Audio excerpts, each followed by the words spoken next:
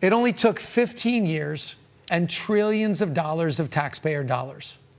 But the Washington Post is pulling a massive bait and switch. The editorial board admitting that Obama's notorious Affordable Care Act was never actually affordable.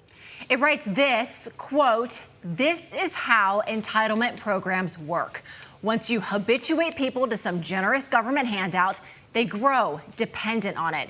It becomes politically perilous, if not impossible, to fully claw it back. Conservatives fought so hard to stop Obamacare 15 years ago because they anticipated fights like this one."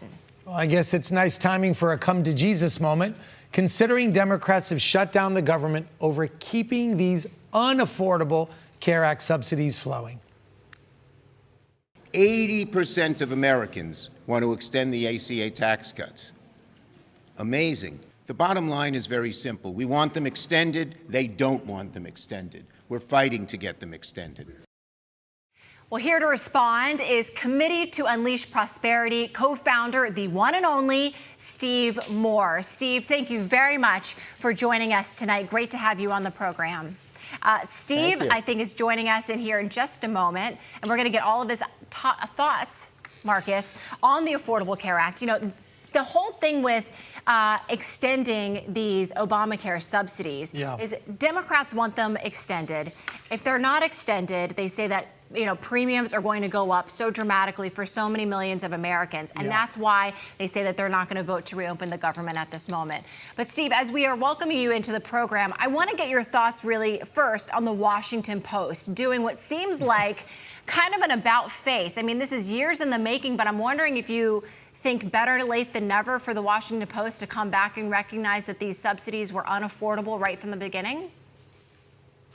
Well, better late than never, right? And I saw that editorial this morning. I almost spilled my coffee on my lap when I saw it because it was an extraordinary admission by the Washington Post, which had been such a huge fan of Obamacare when it came out. I think it passed, 2010, I believe that was. Mm-hmm. And a lot of us had predicted that the costs would run out of control and that we would be in this very predicament that we are today with runaway costs, people not liking the coverage, and them having to add more and more. And I want people to, I think people understand this, but a lot of people haven't heard it, that what we're talking about is the temporary provisions that were put in place during COVID that were supposed to be temporary, and now they want to make those permanent. Gee, big surprise. But I think the big headline here, guys, is that Obamacare was a fraud.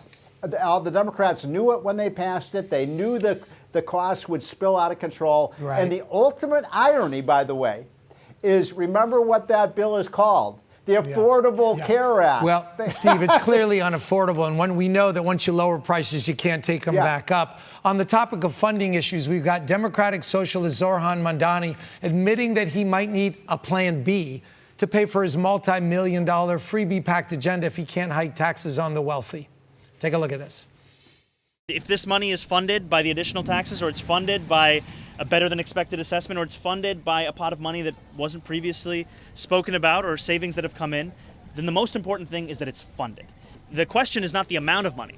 The question is who it's to the benefit for. And for us, it's time that actually comes for working class New Yorkers. I think the crazy thing for me, right, we know that he's talking about $10 billion. And the thing that scares me the most is that the NYPD budget is about $6.2 billion a year. So if he's going to get the funding from somewhere else, where does it start? Well, we all know where they think they're going to get the funding from. They think they're going to get from millionaires and billionaires who once lived in New York but no longer do. By the way, the biggest beneficiary, if Mamdani wins, of course, will be New York and Texas and Florida and Tennessee and states like that where people will leave. We know that New York has lost about $400 billion of income to other states because people do move. They do react to taxation. And by the way, it would be a giant shame and bummer for the country if our empire state, where you guys are right now, which is really the financial capital of the world, if it starts to decline rapidly, that's going to have a very negative effect for the whole country. So the stakes are very high here. The problem, of course, is that Cuomo is hardly better. He's the one who shut down the entire New York economy and put infected people in nursing homes. So I mean, I would have a hard time choosing between those two. Right. And with some recent endorsements, Steve, hiking taxes, although Mamdani wouldn't be able to do it on his own, he's got the backing of Carl Hastie, who is the House Speaker here in the state of New York, Andrea Stewart Cummings, who leads the Senate, and Kathy Hochul also endorsed him, although she says she's not a fan of hiking taxes. But basically, that's a step closer to getting to what he would need when it comes to hiking taxes to pay for his agenda, which I think all New Yorkers should pay attention to. Unfortunately, we got to leave it right there, Steve Moore. We really are grateful to you for joining us tonight. Thank you very much. Thank you.